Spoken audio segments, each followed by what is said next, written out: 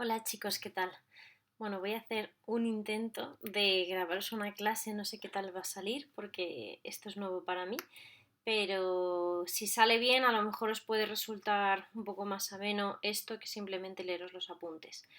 Voy a intentar concentrar lo que sería una clase normal de filosofía con toda la pérdida de tiempo incluida de 50 minutos, pues ahora que no tengo intervenciones tan interesantes, pues a lo mejor sí lo puedo concentrar en 15 minutos, ¿vale? Ese sería el objetivo.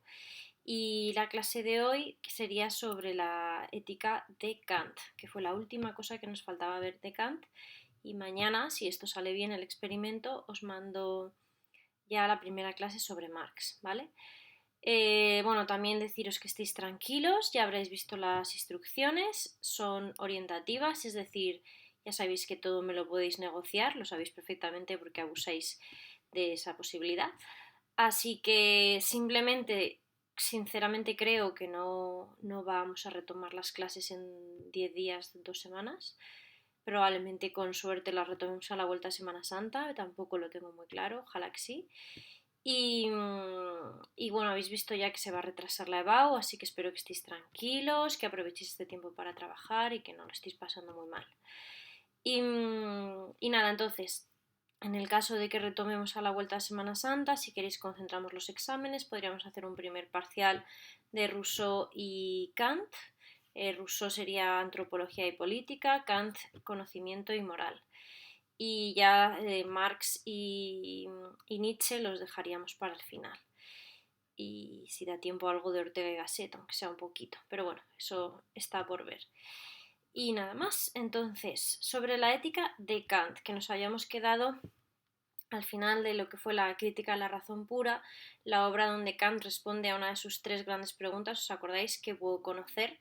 Y llegaba a la conclusión de que la metafísica no era posible como ciencia porque las ideas trascendentales, ¿no? Las verdaderas ideas que son fundamentales para el conocimiento humano, que es acerca del yo o el alma, ¿no?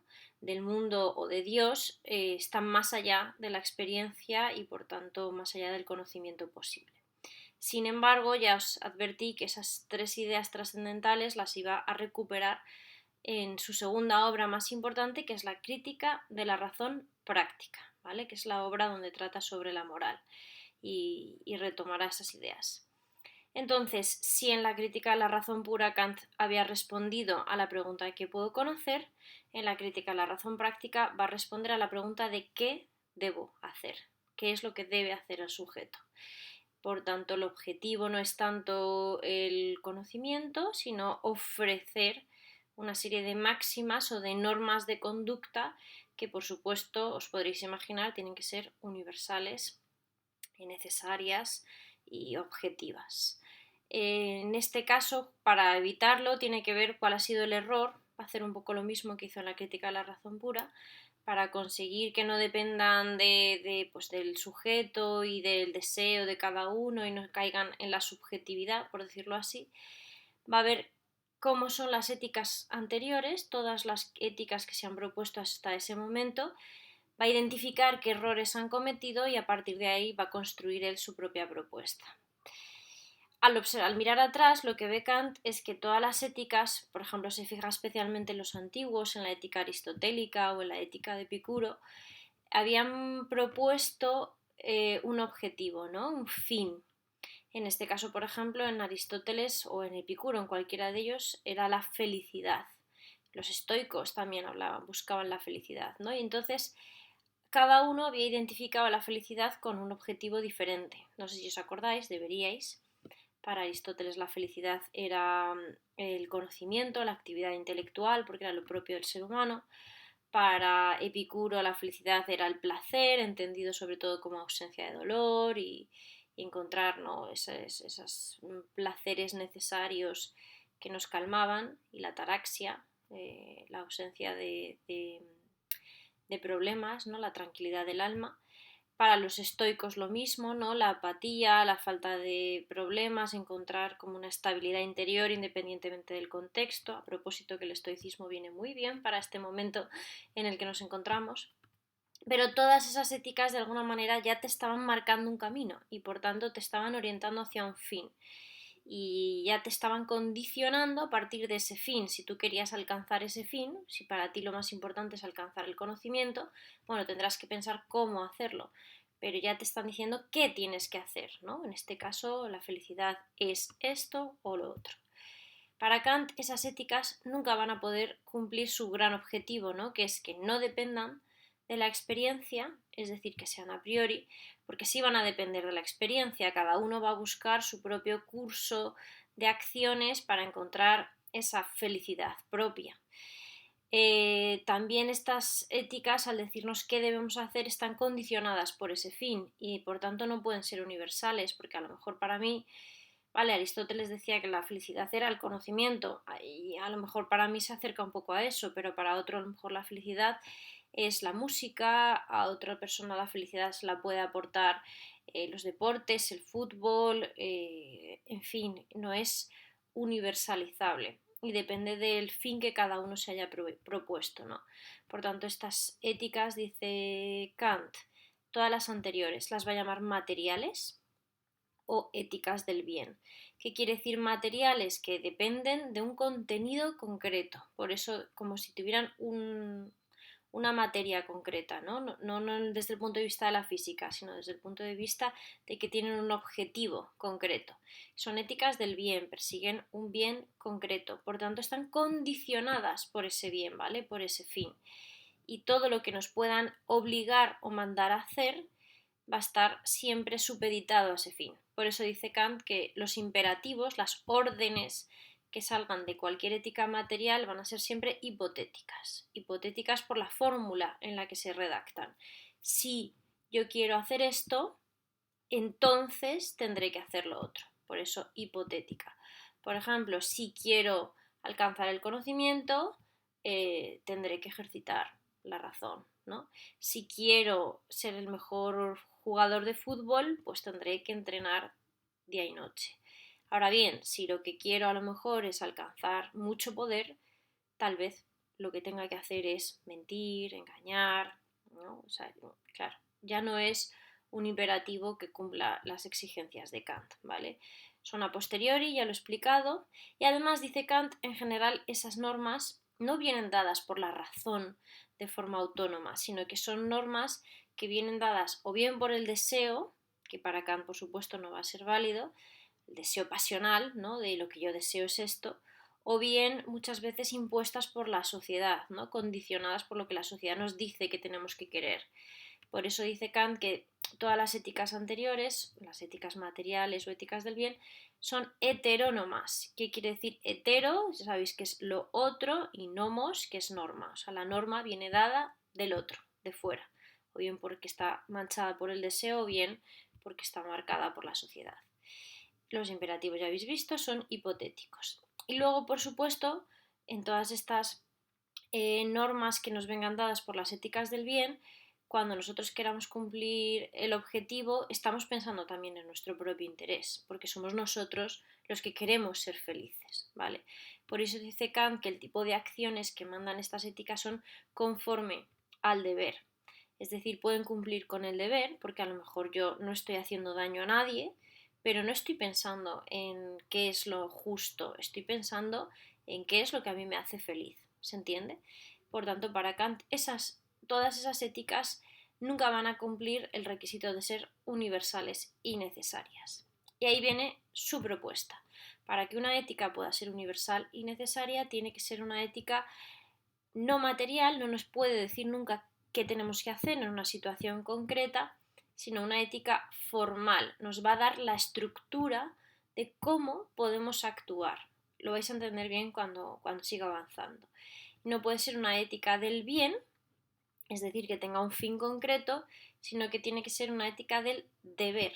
El objetivo de la moral, dice Kant, no es la felicidad, sino ser dignos de la felicidad, es decir, cómo debemos obrar para cumplir justamente con una norma moral que sea lo más justa posible para todos, no pensando en nuestro propio bienestar, sino pensando en cuál es ese deber. ¿Se entiende? Por eso Kant va a buscar esta estructura, ¿no? Que nos diga cómo actuar de forma incondicional. no puede depender del contexto concreto, no puede depender de mis intereses particulares, tiene que ser algo que justamente esté de alguna manera siempre vaya a ser válido independientemente de la situación en la que yo me halle.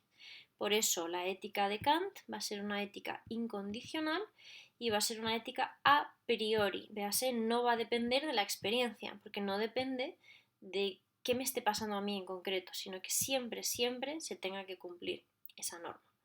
Por eso también la ética de Kant no puede tener un imperativo que sea hipotético, que dependa de cuál es mi objetivo, mi concepción del bien, sino que tiene que tener un imperativo categórico. La palabra categórica, ¿no? Categórico, perdón, se entiende que quiere decir que es algo inflexible, que se tiene que dar siempre, sí o sí.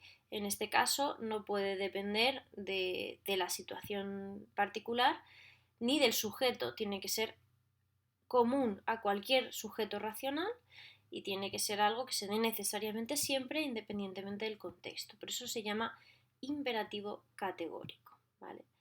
Este imperativo categórico vamos a llegar a él, por supuesto Kant nos lo va a dar ya dado, pero nos lo va a dar. Se supone que no, que incluso sin Kant cualquier sujeto racional, acordaos que Kant es ilustrado, que hablaba, os acordáis al principio, de todo esto de que el hombre había vivido bajo esta culpable minoría de edad porque no había querido pensar por sí mismo, ¿no? Y sin embargo va a pegar el salto y va a hacerse cargo a través de su propia voluntad. Dice Kant que justamente la voluntad no es algo que esté marcado por las pasiones, sino que es algo que tiene el ser humano por ser un sujeto racional.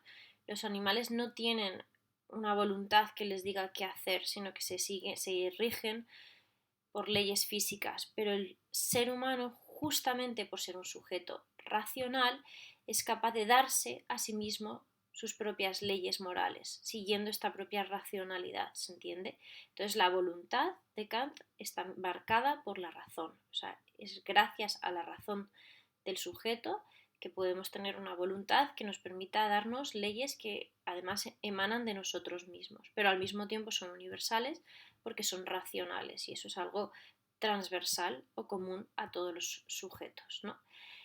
Entonces, un imperativo categórico va a responder a lo que llama Kant la buena voluntad. Esta buena voluntad va a ser una voluntad que no esté afectada por ningún interés particular, por ninguna pasión, sino que justamente no busque el propio bien, sino que justamente busque cumplir con el deber, dice Kant, por el deber mismo, sin encontrar absolutamente nada a cambio, solamente una acción que se rija por el deber mismo. ¿Y cuál sería? ¿Cuál sería para Kant el contenido de esta ley moral? ¿No?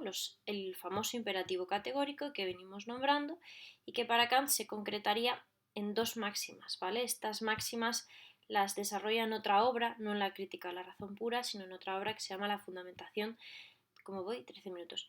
La fundamentación de la metafísica de las costumbres.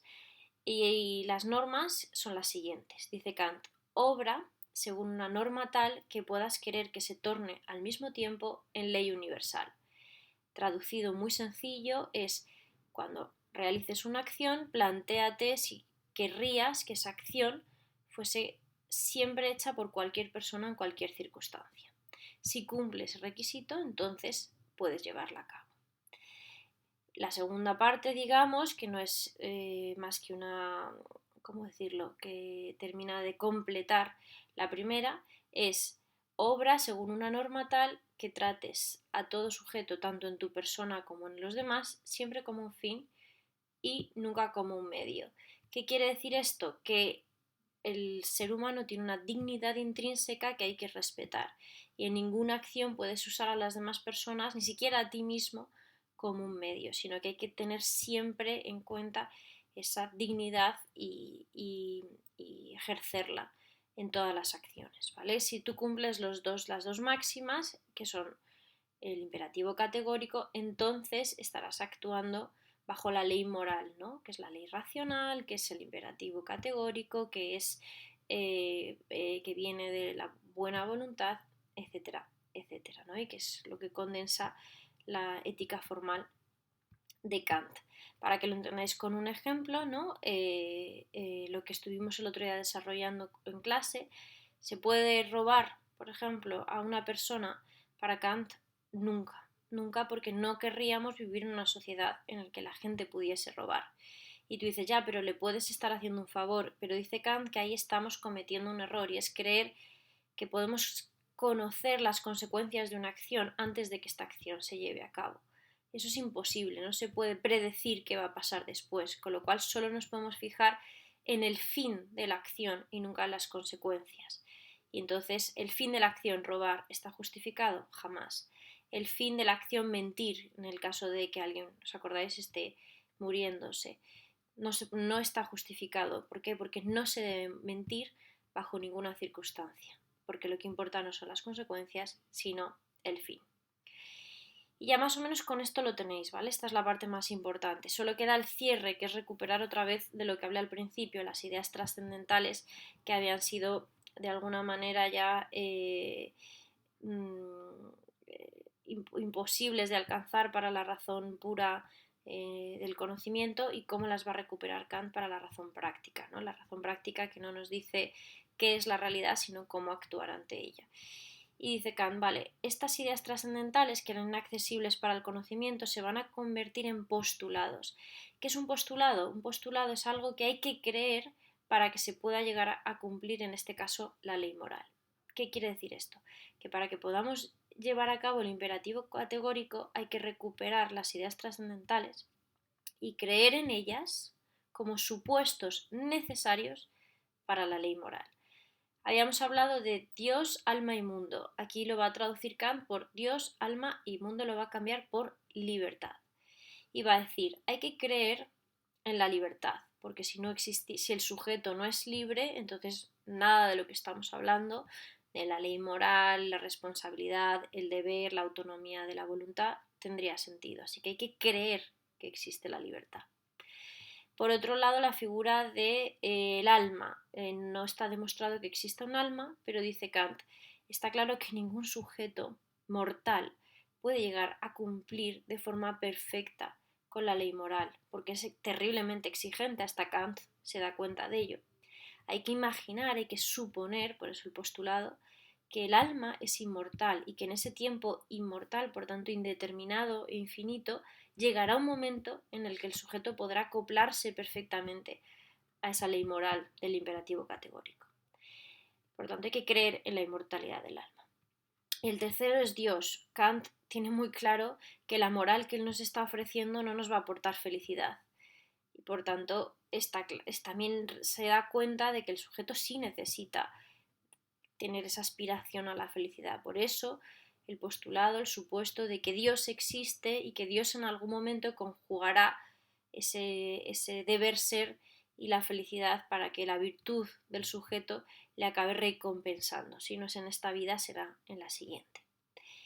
Y nada más, estos tres postulados, además, dice Kant, también sirven para responder a la tercera gran pregunta que él se había formulado, que era ¿qué me cabe esperar? ¿No? Bueno, pues cabe esperar que Dios exista, cabe esperar que el hombre es libre y cabe esperar que el alma sea inmortal. Y nada más, chicos, no he llegado ni a 20 minutos, yo creo que con esto lo tenéis. Cualquier duda, pues me escribís por correo, por WhatsApp, ya me da lo mismo, ¿vale? Muchísimo ánimo, espero que esto os haya servido para cuando cojáis los apuntes, pues que se entienda un poco mejor. Nada, y si no sirve de nada me lo decís porque para mí es un currazo. Un abrazo a todos.